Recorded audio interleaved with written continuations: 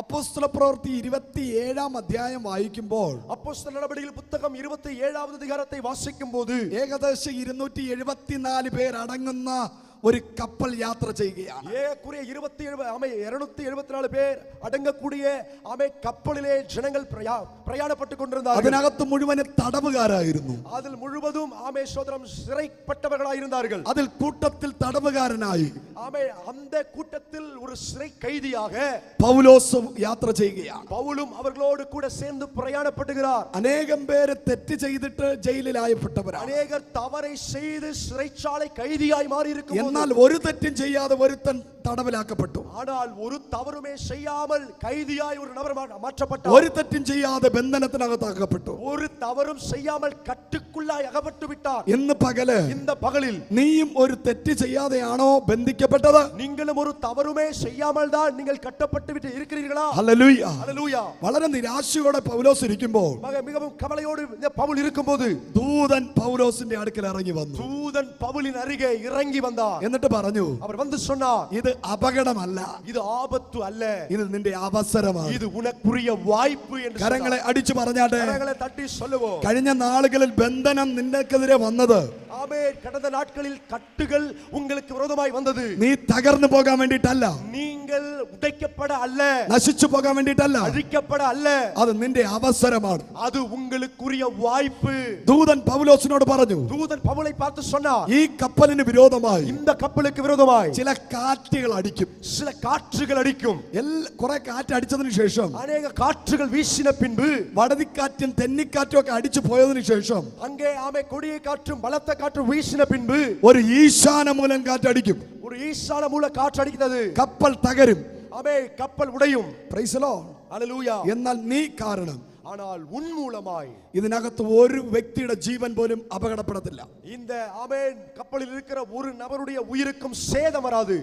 തലയിൽ വെച്ചിട്ട് പറഞ്ഞേ, தலைமையில കൈ വെച്ച് சொல்லுங்க. 2025 ഞാൻ കാരണം, എൻ നിമിത്തം, ഞാൻ കാരണം, എൻ നിമിത്തം, ഞാൻ സഞ്ചരിക്കുന്ന ഞാൻ പോകുற ബസിന്റെ അപകടം മാറിപ്പോകും.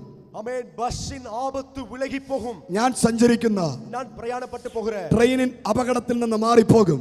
ട്രെയിനിൻ ആപത്ത് വിലകി പോകും. ഞാൻ സഞ്ചരിക്കുന്ന, ഞാൻ പ്രയാണപ്പെടുகிற ഫ്ലൈറ്റ് അപകടത്തിൽ നിന്ന് രക്ഷപ്പെടും. വിമാനത്തിൽ ആപത്തിൽ നിന്ന് ഞാൻ തപ്പിത്തുக் കൊള്ളുவோம். ഞാൻ സഞ്ചരിക്കുന്ന, ഞാൻ പ്രയാണപ്പെടുகிற കാർ അപകടത്തിൽ നിന്ന് രക്ഷപ്പെടും. ആപത്തിൽ നിന്ന് തപ്പിത്തുக் കൊള്ളും. ഹല്ലേലൂയ. ഹല്ലേലൂയ. പ്രൈസ്. ഹല്ലേലൂയ. പൗലോസ് നിമിത്തം, പൗലിൻ നിമിത്തമായി കപ്പലിനകത്തുള്ള എല്ലാവരും രക്ഷപ്പെട്ടു. കപ്പലുക്കുൾ ഇരുന്ന എല്ലാവരും തപ്പിത്തുக் കൊണ്ടാர்கள். ഈശാന മൂലം കാറ്റടിച്ചപ്പോ, இந்த ബലത്ത കാറ്റ് വീശിന പോது കപ്പൽ തകർന്നു. കപ്പൽ ഉടയ്ക്കപ്പെട്ടത്. എല്ലാരും പറഞ്ഞേ, എല്ലാരും சொல்லுங்க. അക്കരെ എത്താൻ വേണ്ടിയിട്ട് അക്കരയ്ക്ക് ചെല്ലുമ്പടി നിനക്ക് ഫ്ലൈറ്റ് വേണ്ട, உங்களுக்கு ഫ്ലൈറ്റ് വേണ്ട, BMW വേണ്ട, BMW കാർ വേണ്ട, ബെൻസ് വേണ്ട, ബെൻസ് കാർ വേണ്ട, കപ്പൽ വേണ്ട, കപ്പൽ വേണ്ട, ബോട്ട് വേണ്ട, ബോട്ട് വേണ്ട, പടക് വേണ്ട, പടക് വേണ്ട, ഒരു പലവ കഷ്ണം മതി, ഒരു പലകൈ തുണ്ട് പോതും. കരങ്ങളെ അടിച്ചു പറഞ്ഞാട്ടെ, കരങ്ങളെ തട്ടി சொல்லுங்க. ഒരു പലവ കഷ്ണം മതി, ഒരു പലകൈ തുണ്ട് പോതും. ദൈവത്തിന് അത്ഭുതം ചെയ്യാൻ വേണ്ടിയിട്ട് தேவனால் அற்புதத்தை செய்ய முடியும். നിന്റെ കയ്യിലിരിക്കുന്നത് ചെറുതാണെങ്കിലും, உங்கள் கையிலே இருக்கிற அந்த பொருள் சிறிது என்றாலும், വിശ്വാസത്താൽ കയറി പിടിക്കണം. விசுவாசத்தால் அதை நீங்கள் பிடித்துக் கொள்ள வேண்டும். അതിലൂടെ ഒരു ദൈവ പ്രവൃത്തി വെളിപ്പെടാൻ പോവാ. അതിൻ മൂലமாக ഒരു தேவ கிரியை வெளிப்பட போகிறது. വചന വെളിപ്പാട് മനസ്സിലായവർ കരമടിച്ച് വചനത്തിൻ വെളിപ്പാട്ടை புரிந்து கொண்டவங்க கைகளை தட்டி கர்த்தரை துதிங்க. നിനക്ക് പിടിവള്ളിയായി കിട്ടിയത്, உங்களுக்கு கிடைத்தது ചെറിയൊരു പലവ കഷ്ണമായിരിക്കാം. ஒருவேளை அது ஒரு சின்ன பலக துண்டா இருக்கலாம். അതായിരിക്കാം നിന്നെ അക്കരെ കൊണ്ടെത്തിക്കുന്നത്. அதுவா கூட இருக்கலாம் உங்களை അക്കരയ്ക്ക് കൊണ്ടുപോകുന്നത്. പൗലോസിന് ഒരു പലവ കഷ്ണം കിട്ടി. പൗലുக்கு ഒരു പലകை തുണ്ട് கிடைத்தது. അവൻ അതിൽ പിടിച്ചു. அதை அவன் பிடித்துக் கொண்டான். അവൻ മെലീത്ത എന്ന ദ്വീപിൽ പോയി. അവൻ മെലിത്ത എന്ന ദ്വീപുക്ക് കரை சேர்ந்தான். 28-ാം അധ്യായം മുതൽ വായിക്കുമ്പോൾ 28ാമത് അധികാരം മുതലായി നിങ്ങൾ വാസിத்து பார்த்தால், മെലീത്ത ദ്വീപിലെ മെലിത്ത ദ്വീപിലെ പെന്തക്കോസ്തുകാരെ അല്ല കാണാൻ പറ്റുന്നത്. പെന്തക്കോസ്തുകാരെ അങ്ങ് காண முடியல. പെന്തക്കോസുകാരെ കൊല്ലുന്നവരെയാ കാണാൻ പറ്റുന്നത്. பெந்தகோஸ்தேக்காரர்களை கொன்று போடுகிறவர்களை அங்கே இருந்தார்கள். തെരഞ്ഞു പിടിച്ച് കൊല്ലുന്ന മനുഷ്യരെ നമുക്ക് കാണാൻ കഴിയുന്നത്. தேடி பிடிச்சு கொல்லுகிற மனுஷனை பார்க்க முடியும். രാക്ഷസന്മാരുടെ ഒരു കൂട്ടം എന്നാ പറയുന്നത്. அங்கே காட்டுமிராண்டிகளில் கூட்டம் இருந்தது. ഹല്ലേലൂയ. മനുഷ്യനെ ജീവനോടെ പിടിച്ച് തിന്നുന്ന മനുഷ്യർ, மனுஷரை ஜீவனோடு சாப்பிடுகிற நரவாசிகளின் கூட்டம் இருந்தது. ഹല്ലേലൂയ. ஹல்லேலூயா. പക്ഷെ പൗലോസിനെ കണ്ടപ്പോ, ஆனால் பவுலை பார்த்தபோதோ പൗലോസിനോട് അവർക്കൊരു ദയ ഉണ്ടായി. பவுலோடு அவர்களுக்கு ஒரு இரக்கம் தோன்றினது. അടുത്തിരിക്കുന്നവരെ കൈ കൊടുത്തിട്ട് പറ, பக்கத்துல உள்ளவங்க கையை பிடிச்சு சொல்லுங்க, നിന്നെ കാണുമ്പോൾ உங்களை பார்க்கும்போது നിന്റെ ശത്രുവിന് உங்க சத்ருவுக்கு ഒരു ദയ ഉണ്ടാകും. ஒரு தயவு உண்டாக வேண்டும். ദയ ഉണ്ടാകും. உண்டாகும். ഹല്ലേലൂയ. ஹல்லேலூயா.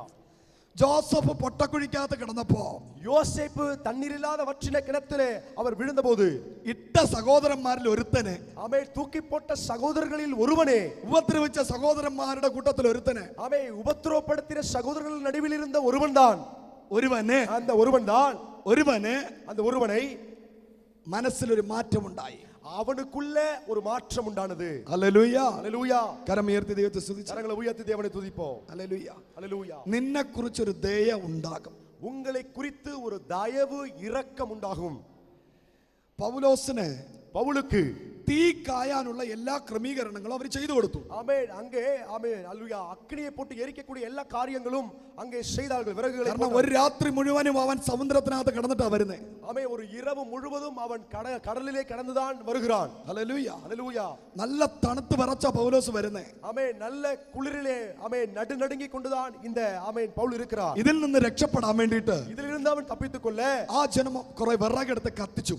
அந்த ஜனங்கள் ஆமென் கொஞ்சம் விறகை கூட்டி அங்கே எரிய வைத்தார்கள். പക്ഷെ അവര് കത്തിച്ച തീക്ക്, ஆனால் அவர்கள் பத்த வைத்த அந்த அக்கினிக்கு പൗലോസിന്റെ തണുപ്പ് മാറ്റാൻ പറ്റിയില്ല. பவுலுடைய குளிரை மாற்ற முடியவில்லை. അതുകൊണ്ട് പൗലോസ് ഒരു വിറകെടുത്ത്, அதனால பவுல் ஒரு விறகை எடுத்து തീക്കകത്തിട്ടു. அக்கினிலே போட்டார். പൗലോസ് എടുത്ത വിറകിനകത്ത് பவுல் எடுத்த அந்த விறகிற்குள்ளே ഒരു വൈപ്പർ മറഞ്ഞിരുന്നു. ஒரு விரியன் பாம்பு ஒளிந்திருந்தது. ഹല്ലേലൂയ. ஹல்லேலூயா. അത് പൗലോസിന്റെ കയ്യിൽ കടിച്ചു തൂങ്ങി.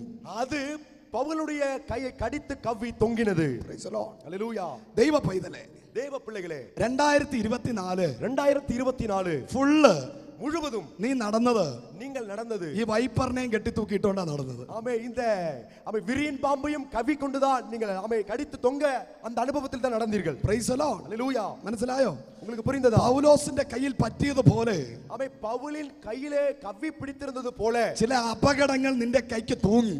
சில ஆபத்துக்கள் உங்க கையிலும் கவ்வி தொங்கி நிற்கலாம். Hallelujah. Hallelujah. Hallelujah. Hallelujah. Praise the Lord. ஆமே. പൗലോസ് എന്താ ചെയ്തത്? ஆனால் பவுல் என்ன செய்தார்? ഉടനെ നിലവിളിക്കുകയല്ല ചെയ്തത്. உடனே அவர் கூக்குரல் விட்டு அழவில்லை. അയ്യോ, ஐயோ, എന്റെ ജീവൻ പോയേ, என் ஜீவனே போனதே, ദൈവമേ, தேவனே, ഇതിനെക്കാട്ടി നല്ലത് இதை விடவும் நல்லது ആ സമുദ്രത്തിൽ മുങ്ങി ചാവുന്നതായിരുന്നു. கடலிலே மூழ்கி செத்திருக்கலாம். എന്തിനാണ് നീ എന്നെ രക്ഷിച്ചത്? எதற்காக என்னை அதிலிருந்து தப்பி ഞാനിപ്പോ ചത്തുപോവല്ലോ, நான் இப்ப செத்து போய் விடுவேனே, അങ്ങനെയൊന്നും ചിന്തിച്ചില്ല. அப்படி ஒன்றும் நினைக்கல. പൗലോസ് എന്ത് ചെയ്യുന്ന അറിയാമോ? பவுல் என்ன தெரியுமா செய்தார்? അതിനെ തീയിൽ കൊടഞ്ഞു കളഞ്ഞു. அதை அக்கினியிலே உதறி போட்டு விட்டார். കരങ്ങളെ അടിച്ച്, கரங்களை தட்டி, നിങ്ങൾ ഇന്ന് കരങ്ങളെ അടിച്ച് ആരാധിക്കുമ്പോൾ, நீங்கள் இன்று கரங்களை தட்டி ஆராதிக்கும் போது നിന്റെ കയ്യിൽ നീ പോലും അറിയാതെ, உங்க கையிலே உங்களுக்கே தெரியாமல், നിന്റെ ശരീരത്തിൽ നീ പോലും അറിയാതെ, உங்க சரீரத்திலே உங்களுக்கே தெரியாமல் ഇഴഞ്ഞു കയറിയ ஆமை உழைந்து ஏறின പല ശത്രുവിന്റെ പ്ലാനുകളും பல சத்ருவின் திட்டங்களும் തീക്കകത്ത് കത്തിപ്പോകുമ്പോ, ஓ அக்னியிலே அது எரியப்படட்டும். നിർത്തർ നല്ലവണ്ണം അടിച്ചാരാജോ. யார் ஆராதனை நிறுத்த வேண்டாம், நல்ல கையை தட்டி ஆராதிப்போம். കരം വീശി അടിച്ച് கரங்களை வேகமாய் தட்டி സകല ശാപങ്ങളും, சகல சாபங்களும், സകല മന്ത്രവാദങ്ങളും, சகல மந்திரவாதங்களும், സകല ആഭിചാരങ്ങളും, சகல பில்லி சூனியங்களும், സകല രോഗങ്ങളും, எல்லா